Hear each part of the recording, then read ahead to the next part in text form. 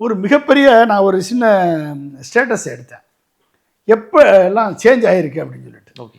அது வந்து நீங்கள் பார்த்தீங்கன்னா ஒரு மிகப்பெரிய அதிர்ச்சி தரக்கூடிய ஒரு தகவல். என்ன தகவல் அப்படின்னா 1967 காங்கிரஸை வீழ்த்தி அண்ணா தலைமையில் திமுக ஆட்சிக்கு வந்த மிகப்பெரிய ஒரு தேர்தல். ஓகே. இதில் டிஎம்கே வாங்கின ஓட்டு சதவீதம் 52.6%. கூட்டணி டிஎம்கே கூட்டணி 1967. காங்கிரஸ் வாங்கினது 41%. ஓகே. வித்தியாசம் 11%. எவ்வளவு? 11%. காங்கிரஸை வீழ்த்தி காமராஜர் பக்தவச்சலம் உருவாக்கிய அந்த காங்கிரஸை வீழ்த்தி அண்ணா பெற்ற வாக்கு வித்தியாசம் 11%. ஆனால் 1-1 கொண்டு வந்தாங்க இல்லையா? முதலமைச்சர் ராஜாஜி வந்தார். அதே போல ஆதித்தனார் வந்தார். எல்லாரும் ஒரு சேரம் தான் தோக்கடிச்சாங்க. அதான் அலையன்ஸ் தான். அந்த அலையன்ஸ் தோக்கடிச்சாங்க. 1977 எம்ஜிஆர் மூணு கண்டஸ்ட். எம்ஜிஆர் இருக்காரு, டிஎம்கே இருக்கு, காங்கிரஸ் இருக்கு. இதுல எம்ஜிஆர் ஜெயிச்சது 32%. ஓகே. டிஎம்கே 24%. வித்தியாசம் 8.6% மார்ஜின். எம்ஜிஆர் உருவாக்குனது அந்த அந்த ரெவல்யூஷன்ல 8.8% வித்தியாசம். ஓகே. 1977 அது 1989 எம்ஜிஆர் இறந்த பிறகு ஜேஜா பிரிஞ்ச உடனே டிஎம்கே பதவிக்கு வருது. கலைஞர் வேற பதவிக்கு 37.9%. ஓகே. கூட்டணி வித்தியாசம் ஜேஜா கம்பைன் சேர்ந்து வித்தியாசம் 6.3%. ஓகே. 6.3%. 1996 ஜெயலலிதாவினுடைய ஆட்சி, ஃபர்ஸ்ட் ஆட்சி. 91 வந்துட்டாங்க. 96 ரொம்ப ஆன்டி கமர்ஷி உச்சத்துல. 91 வந்து ராஜீவ்காந்தி இறந்த பிறகு அது ஒரு ஆனந்தாபால இருந்துச்சு. அதனால 96 மிகப்பெரிய எதிர்ப்பு அலை ஜெயலலிதா. எதிர்ப்பு அலைனா இதுவரைக்கும் நடந்த தேர்தலில் அப்படிப்பட்ட எதிர்ப்பு அலை இன்னைக்கு வரைக்கும் எங்கேயும் கிடையாது. வளர்ப்பு மகள் திருமணம், ஊழல், அராஜகம், அட்டூழியம் இது எல்லாம் சேர்ந்து ஜெயலலிதா மேல எதிர்ப்பலை இருந்து இனிமேல் ஆண்டவனாலே காப்பாற்ற முடியாத ரஜினி அவர்கள் வந்து வாய்ஸ் கொடுத்தாரு. மூப்பனார் உருவாகினாங்க. சைக்கிள் உருவானது. காங்கிரஸ் வந்து பிரிவு ஏற்பட்டது. திமுக காங்கிரஸ் கூட்டணி ஏற்பட்டுச்சு. அந்த தொகுதி அந்த தேர்தல் மட்டும்தாங்க 33% டிஃபரன்ஸ். கூட்டணியா? ஏடிஎம்கே கூட்டணிக்கும் டிஎம்கே கூட்டணிக்கும் 33% டிஃபரன்ஸ். ஓகே. எவ்வளவு? ADMK 60, DMK 60.8%. 60.8% வாக்கு டிஎம்கே கூட்டணி. ஏடிஎம்கே 27%. அப்பயே ஏடிஎம்கே 27%. 33.7% டிஃபரன்ஸ். ஒரே ஒரு தேர்தலில் தான் கடந்த 50 ஆண்டு காலத்தில் ஒரே ஒரு தேர்தல் 33%. எப்ப மிகப்பெரிய எதிர்ப்பலை இருந்தது. அந்த எதிர்ப்பலை இன்னைக்கு திமுகவுக்கு இருக்கா? அப்படிப்பட்ட எதிர்ப்பலை இன்னைக்கு முக ஸ்டாலினுக்கு இருக்கா சொல்லுங்க. இல்ல, நிச்சயமா இல்ல. அப்புறம் அடுத்து 2001 ADMK Jayalalithaa comes with alliance comeback. அலையன்ஸ்ல வராங்க. அதுல 11.4% டிஃபரன்ஸ் டிஎம்கேக்கு ஏடிஎம்கே. ஓகே. 50% வாக்கு வாங்கி வர்றாங்க 2001. அப்ப பிஜேபி கூட்டணி இருந்ததுனால கூட்டணி அப்ப எல்லாரையும் கூட்டணி சேர்த்துட்டாங்க. வாஜ்பாய் கூட கூட்டணி இருந்தார். அடுத்து வந்து 2006 டிஎம்கே திரும்பி வருது. 44%, 4.9% டிஃபரன்ஸ் டிஎம்கேக்கு ஏடிஎம்கேக்கு. 2011 ஏடிஎம்கே வருது. இப்போ இந்த 2011 தான் 51.9% டிஃபரன்ஸ் 12.4%. அப்போ தான் நான் தேர்தல் அறிக்கை பண்ணி கொடுத்தது வருஷம். ஓகே. ஜெயலலிதா அம்மாவுக்கு நான் தேர்தல் அறிக்கை பண்ணி கொடுத்த வருஷம். விஷன் 2020 உருவானது. லேப்டாப்பு, மிக்சி கிரைண்டரு, ஆடு மாடு கோழி எல்லாம் கொடுத்தது. புரிஞ்சுங்களா? 11.4% டிஃபரன்ஸ்.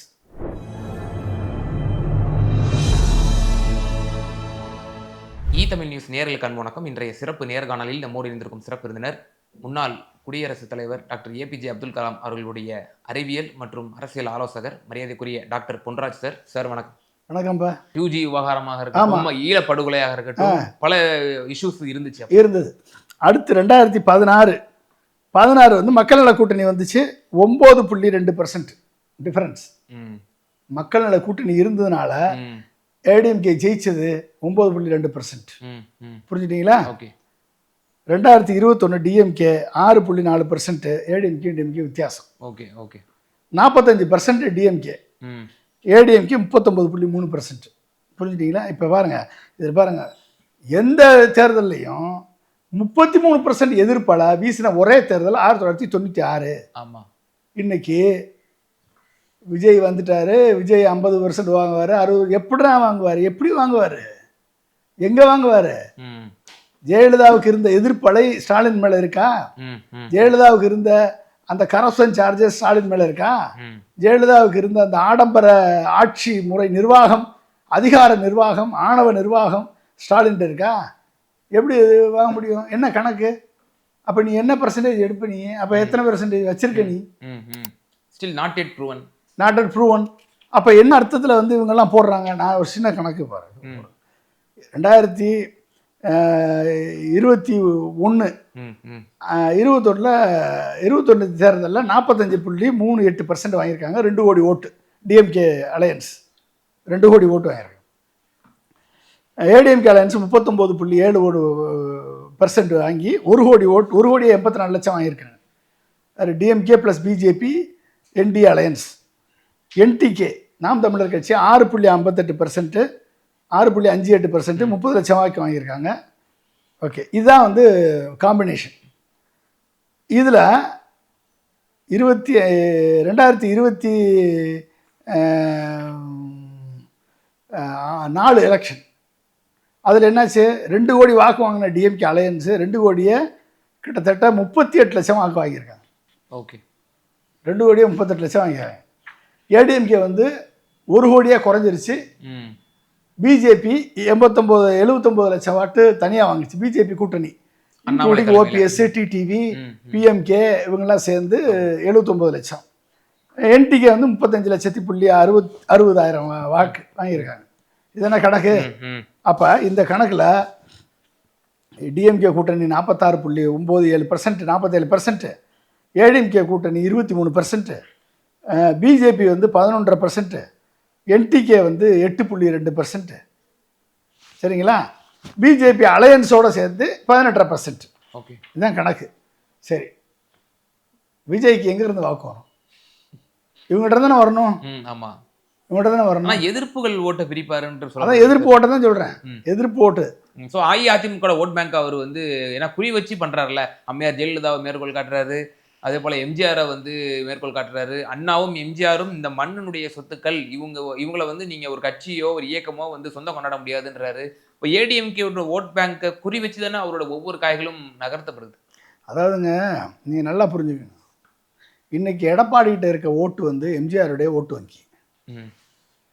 இன்னும் கூடுதலாக சொல்கிறாங்க 10.5 ஓட்டு வங்கி இருக்குன்ற சொல்கிறாங்க. அது இருக்குது. அது 10.5 ஓட்டு வங்கி ஸ்ட்ராங்காக இருக்குது எடப்பாடிக்கு. ஆனால் எடப்பாடியை பற்றி புரிஞ்சுக்கிட்டாங்க மக்கள். சவுத்தில் போனால் 10.5 எல்லாம் முடிஞ்சு போச்சுன்னு சொல்கிறாரு. இங்கிட்டு வந்தால் 10.5 உங்களுக்கு நான் தரேன். விழுப்புரத்தில் சொன்னார், சிவகங்கையில் வேறு மாதிரி சொன்னது. எடப்பாடி வந்து ஒரு பச்சவந்தித்தனமான வேலையை பண்ணுவார். எப்பயுமே நம்பக்கூடியவர் கிடையாது, நம்பகத்தன்மை இல்லாதவர்ன்றத அந்த வன்னிய மக்களே புரிஞ்சுட்டு தான் வச்சுருக்காங்க. அது அவங்களுக்கே துரோகம். அவங்க எடப்பாடி பண்ண வேலையினால தான் இன்றைக்கி வன்னிய மக்கள் அந்த 10.5% கிடைக்காம இருக்காங்க. இல்லைன்னா என்றைக்கோ வந்து கேஸ்ட் சர்வே எடுத்து ப்ராப்பராக பண்ணியிருந்தா இன்னைக்கு கிடச்சிருக்கோம். ஒரு அவசர அவங்களுடைய மக்கள் தொகைக்கு ஏற்ப அவங்களுடைய விகிதாச்சார பிரதிநிதித்துவம் அவங்களுக்கு கிடச்சிருக்கும். அதை அவர் பண்ணலை. அவர் தனது அரசியல் செல்வாக்கை நிலைநிறுத்துவதற்காக அதை பண்ண இது வந்து இன்றைக்கி 116 மிகவும் பிற்படுத்தப்பட்ட மக்களிடமிருந்து ஒதுக்கப்பட்டிருக்கிறார், வெறுக்கப்பட்டிருக்கிறார். அவர் வந்து வன்னிய மக்கள்கிட்ட வந்து சில பேர் நம்பிக்கொண்டிருக்கிறார்கள். இதுதான் நடக்குது. ஸோ அப்போ வந்து எடப்பாடி, ஆனால் இன்னும் நல்லா பார்த்தீங்கன்னா ஏடிஎம்கே ஓட்டு வங்கி அப்படின்னா அது எம்ஜிஆர் உருவாக்கிய ஓட்டு வங்கி. அதிமுக என்ற கட்சி எம்ஜிஆரது கொள்கைகளை பின்பற்றி வந்த கட்சி.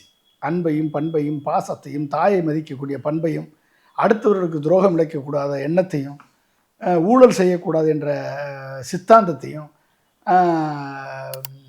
அநியாயத்தில் ஈடுபடக்கூடாது என்ற மொழியையும் முன்னெடுத்த எம்ஜிஆரது கொள்கைகளை தனது கொள்கைகளாக ஏற்றுக்கொண்டு உருவான ஒரு கூட்டம். அந்த கூட்டம் வந்து எம்ஜிஆரால் பக்குவப்படுத்தப்பட்ட ஒரு தத்துவார்த்தமான கூட்டம். அரசியல் மயப்படுத்தப்பட்ட கூட்டம். அரசியல் பயப்படுத்தப்பட்ட கூட்டம் அது ஏடிஎம்கே கூட்டம். அந்த ஏடிஎம்கே வந்து ஆட்சிக்கு ஏன் மக்களால் வந்து 30 ஆண்டு காலம் ஏடிஎம்கே ஆட்சி அதிகமாக இருந்தது திமுக விட சொன்னால், ஏடிஎம்கே வந்து சட்டத்தை மீற மாட்டார்கள், ரவுடித்தனம் பண்ண மாட்டார்கள், அராஜகம் செய்ய மாட்டார்கள். ஏன்னா எம்ஜிஆர் செய்ய விட மாட்டார். ஆனால் அம்மையார் ஜெயலலிதா அவர்கள் அகரகாரத்துக்கு செல்லும் பொழுது இங்கே அப்படி நடக்கலையே சார் முன்னாள் அமைச்சர்கள்? அதெல்லாம் ஜெயலலிதா காலத்துக்கு அப்புறம் அது மாறிடுச்சு. ஓகே. எம்ஜிஆரது கொள்கைகளை பற்றி நான் சொல்கிறேன். எம்ஜிஆரை ஃபாலோ பண்ண எவனுமே இந்த மாதிரியான வேலைகள் பண்ண மாட்டாங்க. நீங்கள் எம்ஜிஆரை ஃபாலோ பண்ணக்கூடிய அமைச்சர்களை பாருங்கள். இப்போ செங்கோட்டையனாக இருக்கட்டும், இல்லை வந்து பழைய அமைச்சர்கள் எடுத்துக்கோங்க, எவ்வளோ பக்குவமாக இருப்பாங்க, இப்போ அமைதியாக இருப்பாங்க, அடுத்தவர்களுக்கு தீங்கு செய்ய மாட்டாங்க, ஆனால் ஊழல் பண்ணுவாங்க. ஊழல் அரசியல்னா ஊழல் இருக்கு, ஊழல் இருக்கு. ஊழல் வந்து எல்லார்ட்டையும் இருக்கும், அதில் வந்து நம்ம வித்தியாசம். ஓகே. ஆனால் இவர்கள் வந்து இப்படிப்பட்ட ஒரு கூட்டத்தை உருவாக்கி வச்சிருந்தார் எம்ஜிஆர். அப்புறம் என்னது, உலகமெனும் நாடக மேடையில் நான் ஒரு நடிகன், ஓகே, உரிமையுடன் வாழ்ந்திடும் வாழ்க்கையில் உங்களில் ஒருவன், நான் ஆடுவது கடமையின் விளைவாக, பாடுவது இதயங்கள் தெளிவாக, நடித்து நடித்து சிரித்து நடித்து சிரிக்க வைக்கும் ஒரு கலையில் சிந்தனை வளர்கிறது. ஓகே, தனக்கு என்று சேர்த்த பொருள் ஒரு நாளும் நிலைக்காது. இப்படியெல்லாம் பாடித்தான் எம்ஜிஆர் உருவாக்கினார். நாடென்ன செய்தது நமக்கு என்ற கேள்விகள் கேட்பது எதற்கு? இந்த பாடு யார் பண்ணது? எம்ஜிஆர் மாதிரி உருவாக்குனது. ஓகே, புத்தன் இயேசு காந்தி பிறந்தது பூமியில் நமக்காக, தோளா ஏழை உனக்காக, இது யார் பண்ணது? எம்ஜிஆர் உருவாக்குனது. ஓகே, அது மட்டுமா பண்ணாரு? 1000 ஆண்டுகள் ஆகட்டுமே, நம் பொறுமையின் பொருள் மட்டும் விளங்கட்டுமே. ஒரு காலம் வரும், நம் தலைமுறைகள் நாம் அடிமை இல்லை என்று உணரட்டுமே. அதனால தான் இன்னமும் எடப்பாடி அதிமுகவை பிஜேபிக்கு அடிமையாக்கின பிறகும் பொறுமையாக இருக்காங்க. ஏடிஎம்கேன்னு எம்ஜிஆர் அவர் உருவாக்கி வச்சிருக்காரு. அடிமை இல்லைன்னு உணர்வோம்டா, ஒரு நாளைக்கு அவசரப்படாத, ஒரு நாளைக்கு நீங்கள் அடிமை இல்லை அப்படின்னு உணர்வோம், பொறுமையாக இருங்கன்னு சொன்னதுனால தான் இன்னமும் எடப்பாடி பின்னால் போய் நிற்கிறாங்க. ஏடிஎம்கே விட்டு கொடுக்காம நிற்கிறாங்க. ரெட்டலை இருக்குது, ஏடிஎம்கே இருக்குது, எம்ஜிஆர் இருக்குன்னு நிற்கிறாங்க. இதெல்லாம் எம்ஜிஆர் உருவாக்கின க்ரௌடு. ஓகே, இன்னைக்கு ஏடிஎம்கே இருக்குது.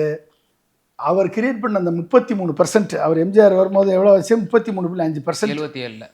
அந்த 33ல் இன்னைக்கு கையில் இருக்கிறது என்னது? 23. அதாவது கூட்டணியோட 23, ஏடிஎம்கே மட்டும் 20. 13% போயிடுச்சு. எங்கே போச்சு? பாதி பிஜேபிக்கு போயிடுச்சு, பாதி ஓபிஎஸ் பின்னாலையும் டிடிபி பின்னாலே இருக்கு, பாதி திமுகவுக்கு போயிடுச்சு. இந்த 13%ல யார் பிடிச்சுக்கிட்டா? கண்டிப்பா திராவிட முன்னேற்ற கழகம் பிடிச்சிருக்கும், திராவிட சித்தாந்தத்தை ஃபாலோ பண்ணக்கூடிய ஏடிஎம்கே வந்து திமுக தான் ஓட்டு போடும். ஃபர்ஸ்ட் ப்ரிஃபரன்ஸ் திமுக தான். ரெண்டாவது ப்ரிஃபரன்ஸ் இந்த சங்கி எண்ணங்கள் கொண்ட ஏடிஎம்கேல இருக்கவன் எல்லாரும் பிஜேபி போயிட்டான். அடுத்து ஓபிஎஸ் கிட்ட கொஞ்சம், டிடிவிட்ட கொஞ்சம், சசிகலாட்ட கொஞ்சம் இருக்காங்களா? மிச்சம் கொஞ்சம் வந்து நாம் தமிழர்கிட்ட போயிருக்கு. இந்த 13% ஸ்பிரிட் ஆகி போயிருக்கு. பொதுமக்கள் மொத்தமாக ஏடிஎம்கே விட்டு போயிட்டாங்க. பிகாஸ் சிறுபான்மை மக்கள் ஏடிஎம்கே விட்டு போயிட்டாங்க. பிகாஸ் காரணம் பிஜேபியுடைய அடிமையினால ஏடிஎம்கே விட்டு போயிட்டாங்க. இன்னைக்கு இருக்குது 20%. இந்த 20% சாலிடாக ஏடிஎம்கே ஓட்டு இருக்கு. ஓகே, இந்த ஓட்டை விஜய் நினைச்சாலும் வாங்க முடியாது. விஜய் நினைச்சாலும் வாங்க முடியாது. இந்த ஓட்டு எம்ஜிஆரது ஓட்டு, எம்ஜிஆரின் கொள்கைகளை பின்பற்றி வந்த ஓட்டு, எம்ஜிஆரின் பாடல்களை, தத்துவங்களை படத்தில் வெறும் படம் பார்த்தது மட்டும் இல்லை, தன் கொள்கையாக ஏற்றுக்கொண்டவர்களது ஓட்டு. இது ரெட்டலைக்கான ஓட்டு, எம்ஜிஆரது ஓட்டு. இந்த 20% தன் கைக்குள் வைத்திருக்கிறார் எடப்பாடி. இதுல வந்து பிரிஞ்சு விஜய் வந்து எம்ஜிஆர் பாட்டை பாடிட்டா விஜய் பக்கம் போயிடும், எம்ஜிஆர் படத்தை போட்டுட்டா விஜய் பக்கம் போயிடும், அண்ணா படத்தை போட்டுட்டா அண்ணா திமுக ஓட்டு விஜய் பக்கம் போயிடும், செங்கோட்டனை கூட்டிட்டு போயிட்டா 8 மொத்த ஏடிஎம்கே பின்னால போயிடும் நினைப்பது வீண் கற்பனை. ஓகே, இந்த வீண் கற்பனைக்கு எல்லை கிடையாது. சார், இப்போ பன்னீர்செல்வம், டிடிவி தினகரன் ஆகியோர் என்ன முடிவு எடுப்பாங்க? ஏன்னா இப்போ உத்தேசமான ஒரு பட்டியல் வந்து வெளியானச்சு. பியூஷ் கோயல் மற்றும் எடப்பாடி பழனிசாமி ஆகியோர் சில மணி நேரங்கள் வந்து ஆலோசனையில் ஈடுபட்டாங்க. ஃபர்ஸ்ட் மீட்டிங்காக இருந்துச்சு, அந்த ஸ்ட்ரீட் ஷேரிங்கான மீட்டிங்காக. அதன் பிறகு உத்தேச பட்டியல் வெளியிடப்பட்டது. 6 சீட்டு டிடி தினகரனுக்கும் 3 சீட்டு ஓபிஎஸ் அவர்களுக்கும் குடுக்குற மாரி வந்துச்சு. 2 தலைவர்களும் கடுமையா மறுத்தாங்க. மறுத்து நாங்க தக்க பாடம் புகட்டுவோம் இபிஎஸ்க்கு அப்படின்னு பொது வெளியிலேயே பேசுனத பார்க்க முடிகிறது. இவர்கள் எப்படியாவது வந்துடுவாங்களா என்டிஏ அலையன்ஸுக்கு? இல்லாட்டி இவங்களுக்கு வேற என்ன ஆப்ஷன்ஸ் இருக்கும்னு நினைக்கிறீங்க? டிவிகே இருக்குமா? அதே போல டிஎம்கே இருக்குன்றாங்க. எங்க போவதற்கான வாய்ப்புகள் இருக்கு? ஓபிஎஸ்ஸையும் டிடிவியையும் மதிப்பதற்கு இபிஎஸ் தயாராக இல்லை. ஓ இருக்காரா? ம் இபிஎஸ்ஸை ஏற்றுக்கொள்வதற்கு டிடிவி தயாராக இல்லை. ஓபிஎஸ் நான் எதற்கும் தயார், என்னை கட்சியில் இணைத்துக் கொள்ளுங்கள் என்று நிபந்தனையற்ற ஆதரவு கொடுக்கணும் கெஞ்சி பார்த்து விட்டார். பிஜேபியை காலில் விழுந்து பார்த்து விட்டார். மோடியை பார்ப்பதற்கு பட்டு சாமரம் வீசி பார்த்து விட்டார். எதுவும் நடக்கலை. கடைசியில் சிஎம் மு.க. ஸ்டாலினை பார்த்துட்டு வந்தார். ஆமாம், அவருக்கு ஒரு அட்ராக்ஷன் கிடைச்சிது. அதுக்கப்புறம் திரும்பி போய் அமித்ஷாவை போய் பார்த்துட்டு வர சொன்னார், கூப்பிட்டாருன்னு போனார். இன்னைக்கு இப்படி தன் நிலைப்பாட்டை மாறி மாறி மாறி மாறி பண்ணி கொண்டு வருவதால் ஓபிஎஸ் என்ற நல்ல மனிதர், அவர் நல்ல மனிதர், ஆனால் வல்லவர் கிடையாது, ஆளுமை கிடையாது. இன்றைக்கு ஓபிஎஸ் ஒழுங்கா எம்ஜிஆரை மனதில் வைத்து, ஜெயலலிதா கொடுத்த அந்த முதலமைச்சர் பதவியை மனதில் வைத்து, ஜெயலலிதா கொடுத்த ஆளுமையை மனதில் வைத்து, நான் செய்தது தவறு, பிஜேபியிடம் சென்றிருக்கக்கூடாது, நான் அண்ணா திராவிட முன்னேற்ற கழகத்தை வலிமைப்படுத்தியிருக்க வேண்டும் என்று அவர் நினைத்திருந்தால், தூக்கி எறிந்த எடப்பாடியை தூக்கி எறியக்கூடிய பணியை ஒரு தொண்டர்களை ஒருங்கிணைத்து பண்ண தவறியதின் விளைவாக இன்றைக்கு ஓபிஎஸ் நடுத்தருவில் இருக்கிறார். புரிஞ்சுட்டீங்களா? இந்த ஓபிஎஸ்ஸை வந்து எப்படி மதிப்பார் இபிஎஸ்? இபிஎஸ்ஸை பொறுத்தவரைக்கும் ஓபிஎஸ் தனி மனிதன், இபிஎஸ்ஸை பொறுத்தவரைக்கும் டிடிவி தனி மனிதன், இபிஎஸ்ஸை பொறுத்தவரைக்கும் சசிகலா ஒரு தனி மனிதி, ஒரு ஜெயலலிதாவுக்கு வேலைக்காரியாக இருந்தவர். ஓகே, அவரை பொறுத்த வரைக்கும். ஆனால் இபிஎஸ்ஸை உருவாக்குனதே சசிகலா தான். இபிஎஸ்க்கு வாய்ப்பு கொடுத்ததே செங்கோட்டையன் தான். இபிஎஸ்ஸை முதலமைச்சராக தொடர்பு வச்சதே ஓபிஎஸ் தான். ஆனால் அத்தனை பேரையும் தூக்கி எரிந்து துரோகம் செய்தவர் எடப்பாடி பழனிசாமி. அதனால தான் இன்றைக்கி வந்து இபிஎஸ் வந்து மக்கள் நம்பிக்கை இழந்திருக்கிறார், சிறுபான்மை மக்களது நம்பிக்கை இழந்திருக்கிறார், அண்ணா திராவிட முன்னேற்ற கழகத்தினுடைய கொச்சி தொண்டர்களது நம்பிக்கை இழந்திருக்கிறார். இவரால் வெற்றியை கொடுக்க முடியுமா என்ற நம்பிக்கை இழந்திருக்கிறார். ஆனால் ஒரு சைடில் பார்த்தீங்கன்னா இபிஎஸ்ஸை நீங்கள் பாராட்டி தான் ஆகணும். இவ்வளவு ஸ்ட்ராங்காக நின்று இவர்களை எல்லாம் ஒழித்து விட்டு அதிமுக பதவிக்கு வரவிட்டாலும் பரவாயில்லை, நான் அதிமுகவை நான் வழி நடத்துவேன், நான் தான் வழி நடத்துவேன், அடிமை என்றால் நான் தான் மிகச்சிறந்த அடிமை, ஸ்ட்ராட்டஜி என்றால் நான் தான் மிகச்சிறந்த ஸ்ட்ராட்டஜி, நெகோஷியேட்டர் என்றால் நான் தான் டஃப் நெகோஷியேட்டர் என்றெல்லாம் அமித்ஷாவுக்கு இப்போ வந்து இவர் தண்ணி காட்டி கொண்டிருக்கிறார் எடப்பாடி பழனிசாமி அவர்கள். அமித்ஷாவுடைய கூட்டணி ஆட்சி என்ற அமித்ஷா எத்தனை முறை சொன்னாலும் எடப்பாடி தொடர்ந்து அதிமுக ஆட்சி தான் வரும் என்று அவர் சொல்லிட்டு இருக்கார். இது எந்த அளவுக்கு ஜெல் ஆகும்னு எனக்கு தெரியல, எந்த அளவுக்கு பிஜேபி அதிமுகவோட வெற்றிக்கு உழைக்கும் என்பது. அண்ணாமலை தூக்கி எறியப்பட்டதிலிருந்து பிஜேபி தன் இருவேறு குரூப்பா பிரிஞ்சுன்றீங்க. பிஜேபி இருவேறு குரூப்பா பிரிஞ்சு வலுவிழந்து நிற்கிறது. அண்ணாமலை கண்டிப்பாக எடப்பாடியை ஜெயிக்க விட மாட்டார். எதிராக அரசியல் பண்ணுறீங்க. கண்டிப்பா அண்டர் கிரவுண்ட்ல ஜெயிக்க விட மாட்டார். டிடிவி எடப்பாடியை ஜெயிக்க விட மாட்டார். எடப்பாடி டிடிவி ஜெயிக்க விட மாட்டார். ஓபிஎஸ் எடப்பாடி ஜெயிக்க விட மாட்டார், எடப்பாடி ஓபிஎஸ் ஜெயிக்க விட மாட்டார். இவ்வளவு விடியாப்ப சிக்கலா இருக்கு சார். அப்ப இவங்களுக்கு என்ன ஆப்ஷன் இருக்கு சார்? என்ன ஆப்ஷன் தேவையில்லை. நாங்க தமிழக வெற்றி கழகத்துக்கு போது வாய்ப்புகள் இருக்கு, அது போறதுக்கு வாய்ப்பு இருக்கு. அங்கதான் செங்கோட்டையன் வந்து தூண்டில் வீசி கொண்டிருக்கிறார். சொல்றாரு, ஓப்பனாக சொல்லியிருக்காரு நேற்று தினம் பிரஸ் மீட்ல. நாங்க எங்களோட பேசிட்டு இருக்காங்க அவங்க. பட் ஆனா ஓபிஎஸ் அவர்கள் தான் முடிவு செய்யணும் அப்படின்ற மாதிரி. ஓபிஎஸ் வந்து எப்படி முடிவு செய்யறது? ஓபிஎஸ் தனி கட்சி தொடங்கணும். அதாவது எனக்கு என்னன்னா, எம்ஜிஆர் உருவாக்கிய கட்சியில பிஜேபி எதிர்த்து நிற்பதற்கும் திமுகவை எதிர்ப்பு நிற்பதற்கும் ஒரு எம்ஜிஆருடைய பக்தன் கூடவா இல்லை, ஒருத்தன் கூட தோல் இல்லை. எல்லாரும் பிஜேபிக்கு அடிமையாக தான் இருக்கணுமா? செங்கோட்டையன் உட்பட. செங்கோட்டையனும் பிஜேபியுடைய சந்திச்சுட்டு வந்து தான் பிறகுதான் தமிழக வெற்றி. அப்புறம் என்ன, செங்கோட்டையன் அவங்கள சந்திச்ச பிறகுதான் இங்கே வந்து சேர்ந்தாரு. அப்போ யாரால் இயக்கப்படுகிறார் செங்கோட்டையன்? அமித்ஷாவால் இயக்கப்படுகிறார். இங்கே உன்னால் எங்களால் சேர்க்க முடியலப்பா, நீ வேணா விஜய் பக்கம் போயிரு, நான் சேர்க்க பார்க்குறேன் இல்லைன்னா அவங்களே உங்கள் பக்கம் அனுப்பிவிட்டு எடப்பாடியை டம்மி ஆக்கி ஒன்றுமில்லாமாக்கி ஏடிஎம்கே ஃபுல்லாக விஜய் பக்கம் ஷிஃப்ட் பண்ணி விஜய் என்ற ஒரு அடிமையை கை எங்கிட்ட குடும்பி சிக்கியிருக்கு சிபிஐயில் 41 கொலை கேஸில் நாங்கள் வந்து பார்த்துக்குறோம் நீ அங்கே போன்னு சொல்லி அனுப்பிவிட்ருக்காங்க. இன்னும் எத்தனை பேர் இங்கே போக போகிறாங்க அப்படின்றது இனிமேல் தான் தெரியும் நம்மளுக்கு. அப்போ ஓபிஎஸும் டிடிவியும் ஈவன் தேமுதிகவும் பாமகவில் ஒரு குரூப்பும் விஜய் பக்கம் போவதற்கு வாய்ப்பு இருக்கிறது. ஆனால் இவங்களுக்கு டிஎம்கேவும் ஆப்ஷன் இருக்குது. இப்போ டிவிகேல இடங்கள் அதிகமாக கிடைக்கலாம், ஆனால் வெற்றி வாய்ப்புங்கிறது கேள்விக்குறி. ஆனால் இங்கே திமுகவில் பார்த்தோம்னா ஸ்டாலின் அவர்கள் கொடுக்கக்கூடியது ஒவ்வொன்றும் வந்து எம்பி போஸ்ட் எம்எல்ஏ போஸ்ட்டாக இருக்குது, வெற்றி வாய்ப்பு அதிகமாக இருக்குது. ஸோ டிஎம்கே தான் அவங்களுக்கு ஒரு பிரைமரி ஆப்ஷனாக இருக்கும் அப்படின்னு அது போகிறதுல தப்பு இல்லை. திமுகவுடன் கூட்டணி வைப்பதில் எந்த தப்பும் கிடையாது. அப்போ ஓபிஎஸ் டிடிவி நகர்த்தக்கூடிய காய்கள் எந்த அளவுக்கு எடப்பாடி பழனிசாமியை வந்து வீக்கெண்ட் பண்ணுற மாதிரி இருக்கும்னு நினைக்கிறீங்க? அது எடப்பாடி பழனிசாமிக்கு வீக்கு தானே. இப்பயே ஓபிஎஸ் டிடிவி சசிகலா 3 பேரையும் அதிமுகவில் இணைத்தால் இபிஎஸ்க்கு நன்மை. என்ன நன்மை? இபிஎஸ் தான் சீஃப் மினிஸ்டர். அடுத்த 5 ஆண்டுகளுக்கு பதவிக்கு வந்தால் அதிமுக ஆட்சியை பிடித்தால் இபிஎஸ் தான் சீஃப் மினிஸ்டர். அடுத்த 5 ஆண்டுகள் பதவிக்கு வந்தால் இபிஎஸ் தான் பொதுச் செயலாளர். இப்போ இபிஎஸ்க்கு என்ன வயசு? கிட்டத்தட்ட 70 இருக்கும் கிட்டத்தட்ட. அடுத்த 5 வருஷம்னா எவ்வளோ ஆச்சு? 75க்கு மேலே உனக்கு எதுக்கு பதவி?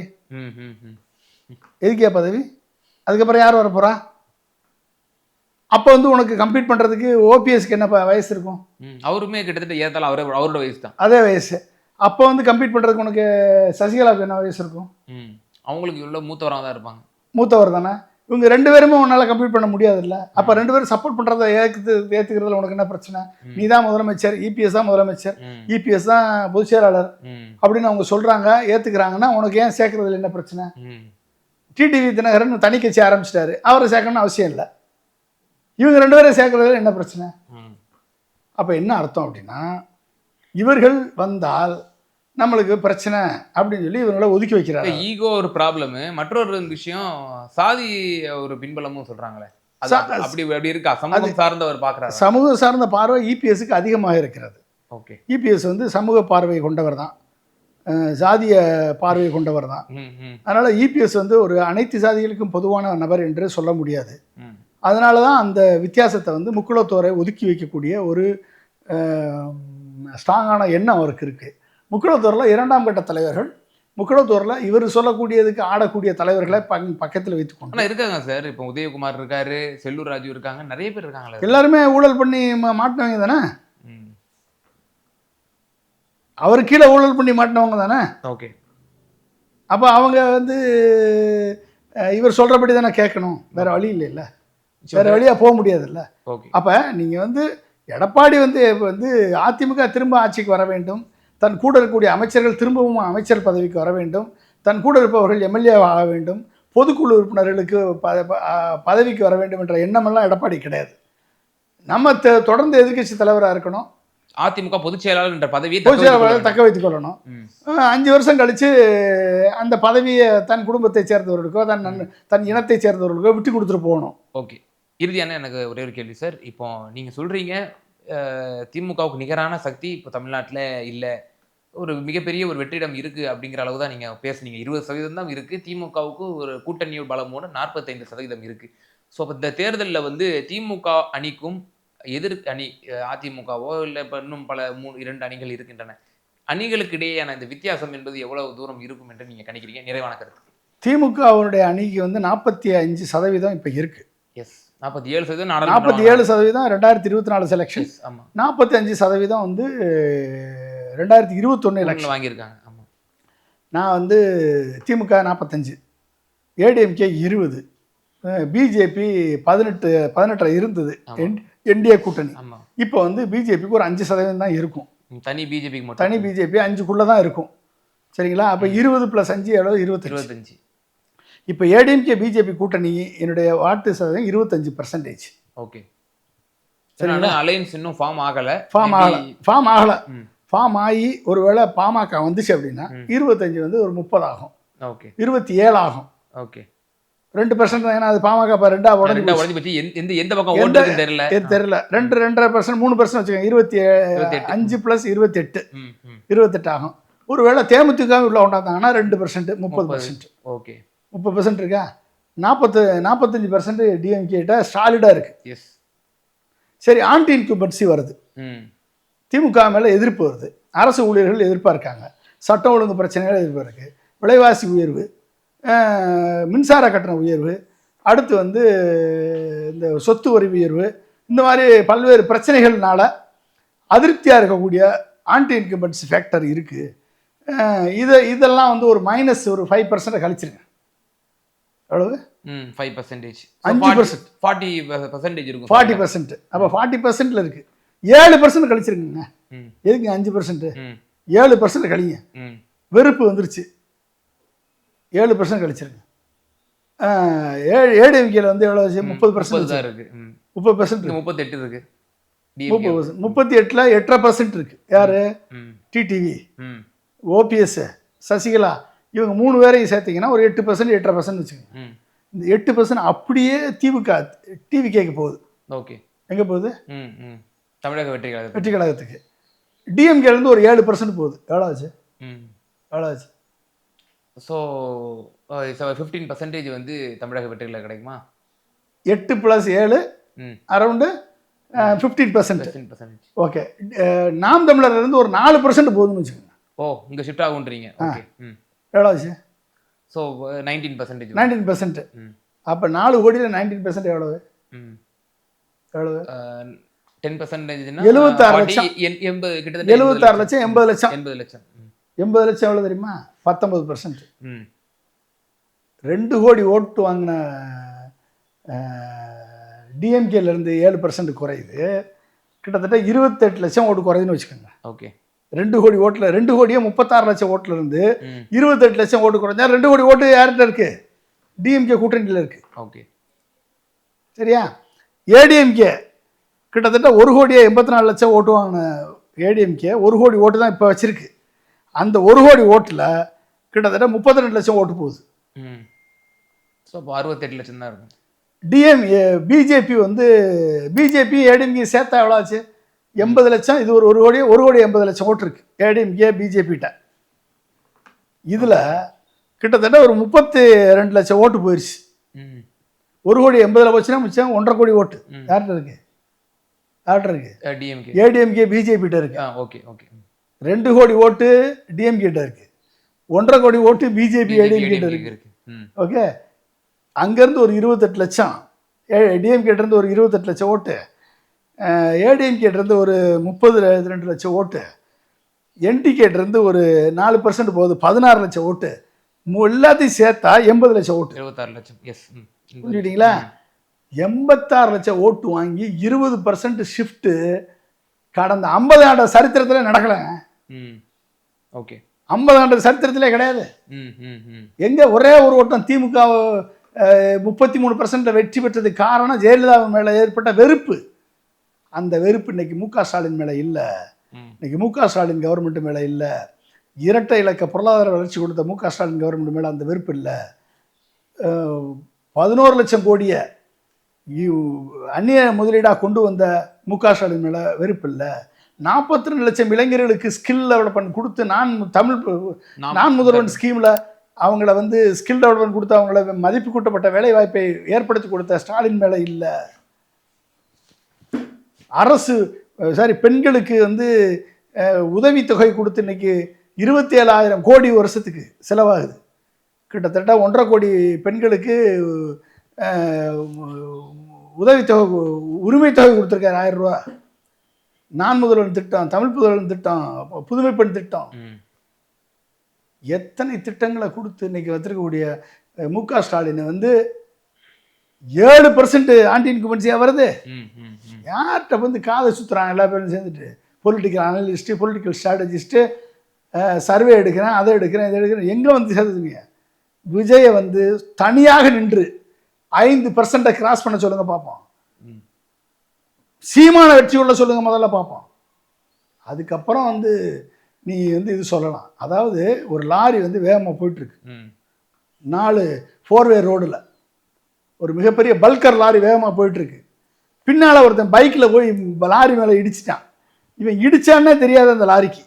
இடிச்சு கீழே விழுந்து கை ஒடிஞ்சு கால் ஒடிஞ்சு கூட வந்தவனு சேர்த்து 4 பேர் செத்து கீழே கிடக்க நீ. லாரிக்காரனுக்கு எனக்கு தான் போட்டி, அவனு நான் தான் போட்டின்னு பைக்குக்காரன் சொன்னா எவ்வளவு தூரம் நகைப்புக்குரியதா இருக்குமோ அது மாதிரிதான் டிவிகேயா டிஎம்கேயா அப்படின்றது. ஓகே சார், புரிஞ்சுக்கிட்டீங்களா? அவ்வளவுதான் கணக்கு. நிச்சயமா சார், பல்வேறு விவகாரங்கள்ல எங்க நேயர்களுக்கு ரொம்ப தெளிவா உங்களோட கருத்துக்களை பண்ணீங்க. மிகுந்த நன்றி. மிக்க நன்றி.